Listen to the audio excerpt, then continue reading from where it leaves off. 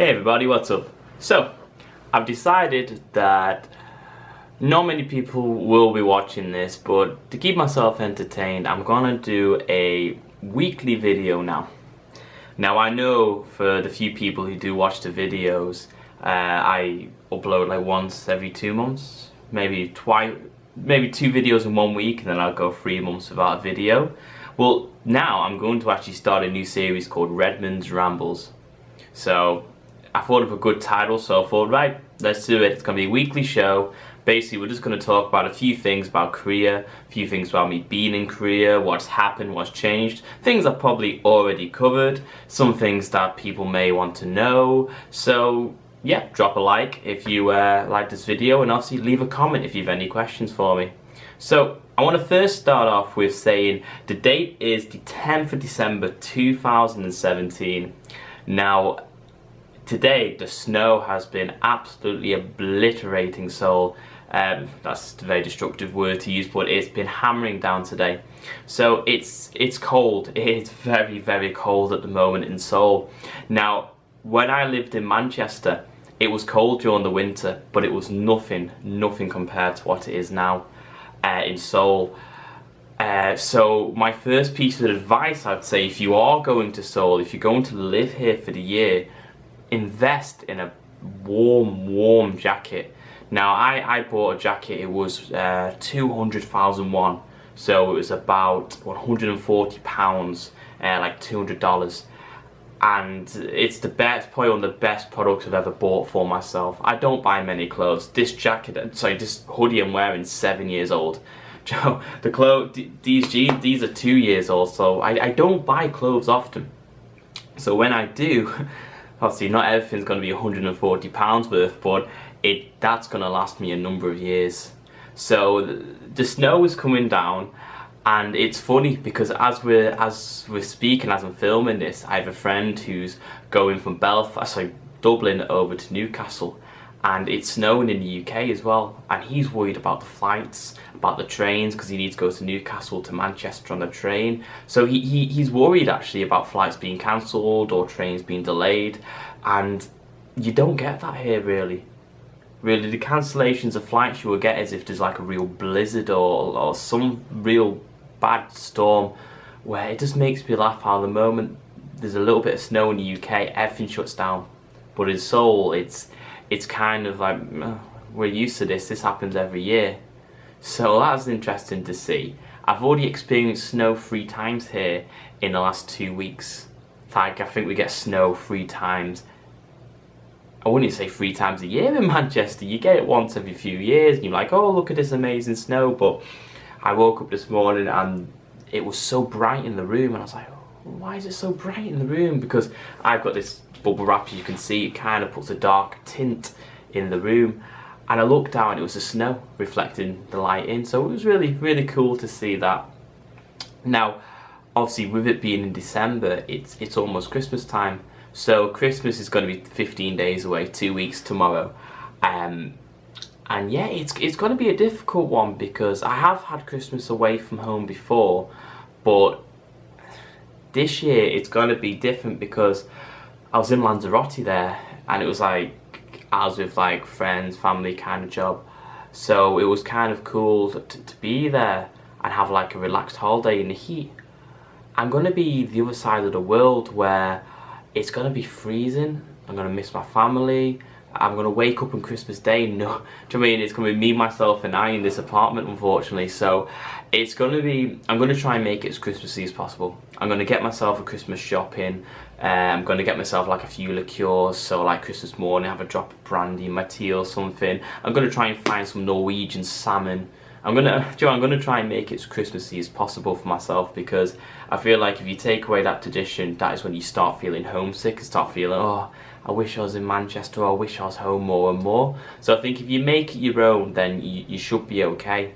Later on in the evening, a couple of friends of ours, we're all going to get together and we're going to go to this bar, and we're actually going to have like a Christmas dinner in the bar. which can be like 25 people, so I'm really looking forward to that. Seeing people I've never met before, seeing friends I'm really close with since I've arrived here, all spending Christmas together. So it's going to be a real new experience for me, and I'm really looking forward to it. Just having a sup of beer. This is actually the first sup I've had. I'm talking really quickly, so you might think I've already had a few, but no, this is the first sup I'll have. Let me taste.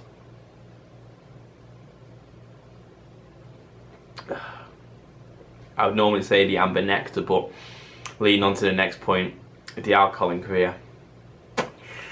It's not the best. It's not the best, especially beer. The nicest beer I've had in Korea is probably Caffrey's. Now Caffrey's is like a Korean Corona. It's probably the nicest beer you can really get here. Like Cass is terrible.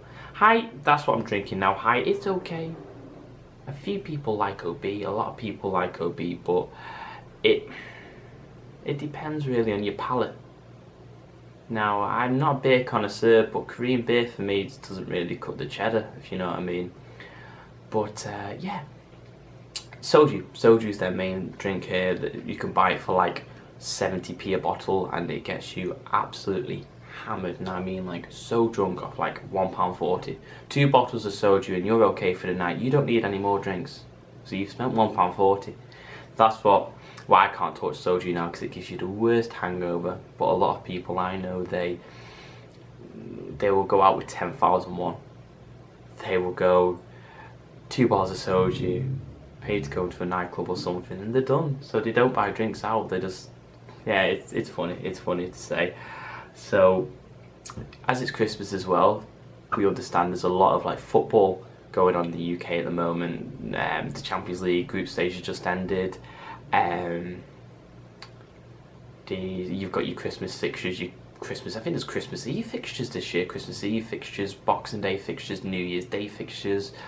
Where unfortunately in Korea, the football stopped like a month ago now, or 3 weeks ago, and it doesn't start again till March. So I'm just, what do I do? What do I do when there's no sport? Now there's a few options. There's women's volleyball, there's ice hockey, there's basketball. We went to the ice hockey a few weeks ago, and it was free entry, bring your own drinks in, so it was a cheap day out, and I really enjoyed it, but nothing come quite close to football. And especially with myself, there's a 9-hour time difference between Korea and the UK. So most games I do not get. I get the 12 o'clock kickoff, so if we're lucky enough that Man United play at 12 o'clock, it's a nice time to be out having a beer, watching a game. The likes of them playing Man City today at 4:30, it's going to be a 1:30 in the morning job that it kicks off. Now, I say I'm not going to stay up for it, but I know I will, so I know I'm going to be shattered tomorrow. It's just the way the cookie crumbles, really. But yeah, I've been here for 6 months. I've been here for 6 months. In 2 weeks it'll be 6 months, so I'm technically halfway through my contract at the school. Now, it was just like yesterday that I arrived in Korea, and I remember arriving in Korea, and the first thing I needed to do the next morning was have a medical. So I was on the plane nervous, because I don't like hospitals, I don't like needles. So I remember being a blind panic. I remember getting here, blind panic. Everything happened so quickly that I can explain in another video. But me starting in Manchester and end up in Korea was a space of 48 hours. So it for the first month I was in a blind panic. I was like, whoa, what's going on, what's this, what's that, what's that.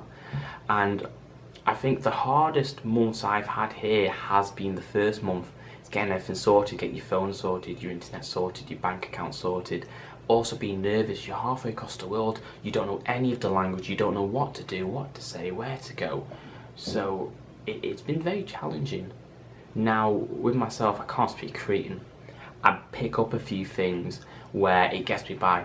My Korean is very broken when I speak to people, but they kind of get the gist of what I'm saying. A lot of Igors, which is this, a lot of Yogis, which is here, Masi Sayo, which is delicious, Musi Sayo, which is nice, I believe, Jinjun Joyo, very good. Like, there's a few things I can get by on, and I can start reading Hangul more and more. So I start looking at things, and a lot of Korean words are English words, but obviously they're in the Hangul, which is the symbol alphabet that they have. So I start to see things like Starbucks, Burger King, McDonald's, where you can start to pick up in their language, and it's pretty cool. You feel a sense of achievement that you can start to read the symbols. Now, obviously, I'm nowhere near what some people are like. Some people are fluent in Korean at my age, and obviously, you can feel a bit not off put, a bit like, oh God, look at me, I don't know hardly any words of Korean, and they're fluent. But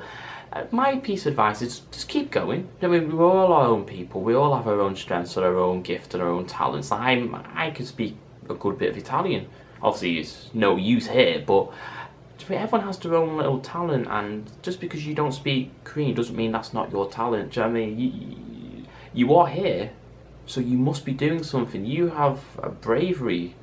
Do you know what I mean? You have a big pair on you, without sounding like not sexist, but to come over to Korea and teach English is a very, very big thing to do. Now, obviously, a lot of people go to Australia to work, and that is the same thing. I admire people who do what I'm doing. Obviously, you get a lot of people who backpack and go around East Asia, Southeast Asia, and obviously, fair enough in doing it. They're going travelling 4, 5, 6 months, but they're not working. They have the odd job here, the odd job there, maybe in bars, but they're not working like me and you are doing if you are thinking of coming to Korea. This is a full-time job where I'm working harder now than I would be in Manchester. Obviously, the weekends are more special to me in Korea now because I get to travel around Seoul, I get to have drinks with people from all around the world, I get to experience a new culture. Like, I wake up and have a weekend in Seoul. That's how it's still in my head, this nostalgic feeling that I've woken up in an Asian country for the weekend. And I think some people say you got to go and explore the world, and I believe that you got to go and explore the world, but I'm doing both. I'm exploring Seoul and I'm earning money too.